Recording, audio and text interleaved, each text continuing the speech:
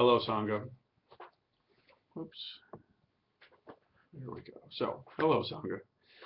So, we're beginning Ongo really soon, and the theme for the Ongo is refuge, retreat, and renewal. And so I wanted to speak a little bit about why we chose those topics and a little bit about what they are and, what's going on with that. So, the thing about refuge is really that it's such an important part of Buddhist practice. It's such an important part of Zen training. It's such an important part of human life, actually, at its broadest scope. Uh, Learning how to really find home and to really be at home in whatever setting or situation we happen to be in is not an easy thing to do. Learning to really find out what it is to take care of ourselves, to be able to take care of ourselves, to really have faith and to trust in the cosmos, in life, in fact, the teachings and the practice of this path that we follow together is an incredible asset. It's an incredible shaper in the landscape of life and how we move through and how we deal. So we're going to explore together what different ways of understanding refuge is and are, what it means. There's the traditional, I take refuge in Buddha, I take refuge in Dharma, I take refuge in Sangha, and that's going to be central. Exploring together in depth, what does it mean to take refuge in Buddha? What does it mean to take refuge in the Dharma and in the Sangha? It's vast, it's deep, it's more than a lifetime's worth of work and interest and amazement. So we'll move into that territory together in an even deeper way than we ever have. And by the way, this is not something that's exclusive to just people who formally received the precepts and actually taken refuge and been recognized that way. This is for all of us. If you're engaged in the Dharma, you're engaged in the Dharma. So let's step it up. Retreat. We wanted to highlight, Dawn and I wanted to highlight the fact that retreat is really important. And of course, we're talking about the specifics of Sesshin retreat and Zazenkai retreat for sure. We've got an extended time of retreat days over the next 90 days of Ongo training together, and I certainly do hope that you'll plug into those. It's an incredibly rare thing to be able to have access to a retreat and to really go ahead and throw yourself into the project in that kind of a way produces a result that otherwise simply isn't going to happen. But that's not the only way to make retreat. What does it mean to be constantly in the retreat of our own practice? Do we know how to take our daily sitting and our daily spiritual practice time and really use it to really make the cloistered experience be wherever we are and let the cloister expand to include every place that we are. The university is a cloister for me, so to speak. It is a place of great and deep retreat. How can this be so? More importantly, how could it be so for you? So we'll work on that together. And then renewal.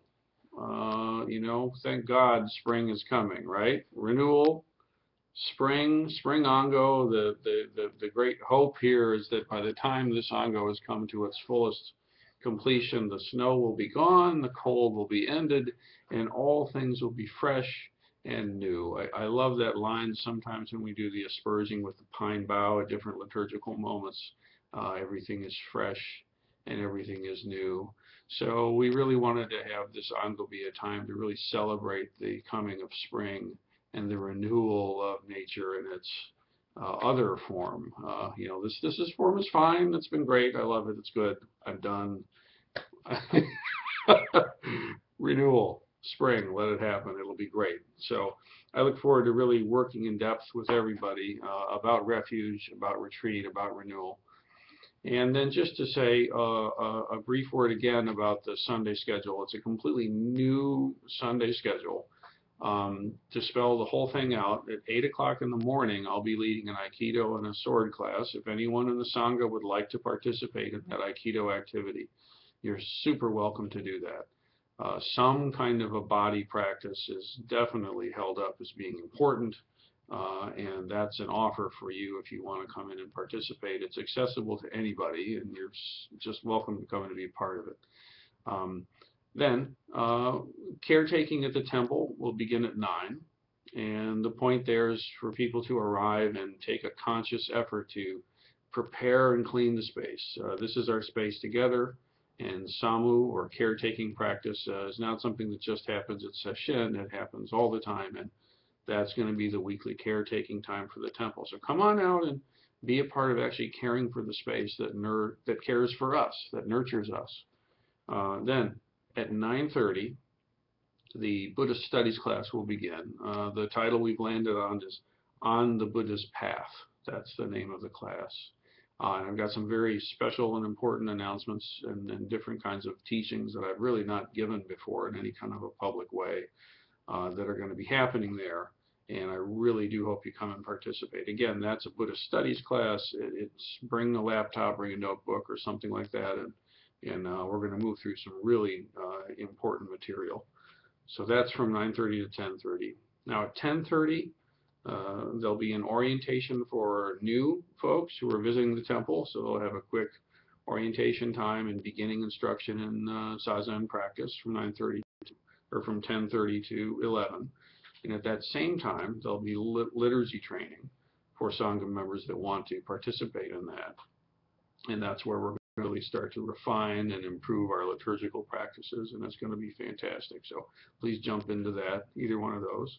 And then the Sutra service starts at 11 with the talk, and of course the Dharma school happens in there for the kids, and then fellowship happens at 12:30.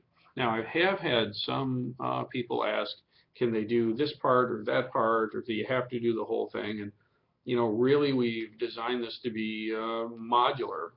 So if someone, for example, can come to the body practice thing in the morning in the Buddhist studies class, and then they got to cut out, that's totally fine. If somebody comes just for the Buddhist studies class, 9:30 to 10:30, that's fine. If somebody comes just for the sutra service and the fellowship, that's great. I mean, obviously, I'd love to have everybody there for everything all the time, always, but hey, So do what of this fits.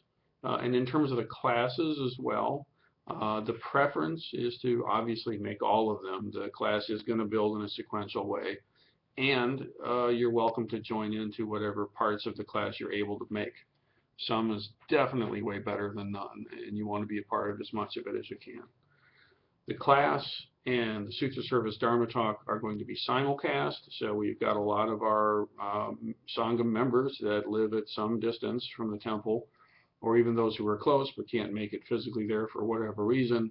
So you should have access to all that content, be you near or far.